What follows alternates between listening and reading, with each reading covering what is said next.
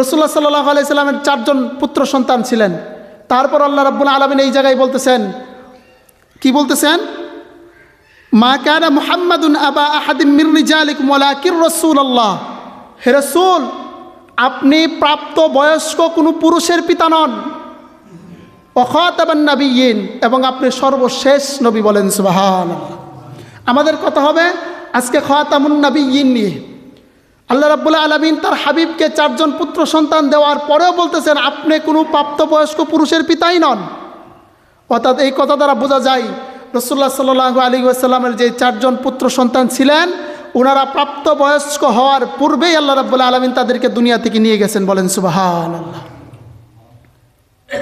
আমার কথাগুলো বুঝবেন যে রাসূল সাল্লাল্লাহু আলাইহি ওয়াসাল্লামের 4 জন পুত্র সন্তান ছিল, কিন্তু তিনারা প্রাপ্তবয়স্ক হওয়ার পূর্বেই কি করছেন? আল্লাহ রাব্বুল আলামিন তাদেরকে দুনিয়া থেকে নিয়ে গেছেন।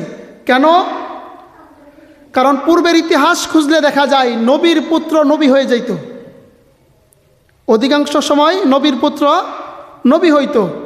রাসূল সাল্লাল্লাহু আলাইহি ওয়াসাল্লামকে আল্লাহ রাব্বুল আলামিন এই জন্যে পুত্র সন্তানগুলোকে জীবিত রাখেন নাই, যেন ভবিষ্যতে কোনো মানুষ বলতে না পারে যে মুহাম্মদ সাল্লাল্লাহু আলাইহি ওয়াসাল্লামের পরে আমাদের নবী হলো কাসেম। নাউজুবিল্লাহি মিন জালিক। কথা বুঝতে পারছেন? কিসের জন্য আল্লাহ রাব্বুল আলামিন তার সন্তানদেরকে নিয়ে গেল? এই কথারে আল্লাহ রাব্বুল আলামিন আয়াতের শেষ অংশে বললেন খাতামুন নাবিয়্যিন, আমি আপনাকে সর্বশেষ নবী হিসাবে পৃথিবীতে প্রেরণ করেছি। বলেন সুবহানাল্লাহ।